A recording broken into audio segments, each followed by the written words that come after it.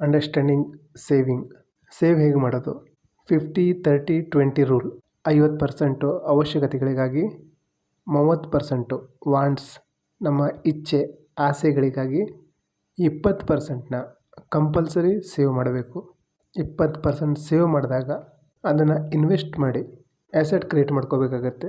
ಕೆಲಸ ಇಷ್ಟ ಇಲ್ಲ ನಮಗೆ, ಬೇರೆ ಕೆಲಸಕ್ಕೆ ಹೋಗಬೇಕು, 2-3 ತಿಂಗಳಾಗ್ಬೋದು, 3 ತಿಂಗಳು ಮನೆ ಹೇಗೆ ನಡೆಸೋದು? ಅದಕ್ಕೋಸ್ಕರ ಸೇವಿಂಗ್ ಇರಲೇಬೇಕು. ನಾನು ಬೇರೆ ಸಿಟಿಗೆ ಕೆಲಸಕ್ಕೆ ಹೋಗಬೇಕು, ಹೇಗೆ ಹೋಗೋದು? ಅದಕ್ಕೂ ಸೇವಿಂಗ್ ಇರಬೇಕು.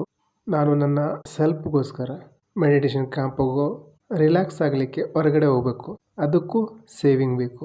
ಬಾಡಿಗೆ ಮನೇಲಿದ್ದು ಇದ್ದು ಬೇಜಾರಾಗಿದೆ, ನನ್ನದೇ ಒಂದು ಸೂರು ಕಟ್ಕೋಬೇಕು, ಅದಕ್ಕೂ ಸೇವಿಂಗ್ ಬೇಕು. Saving give you ultimate power.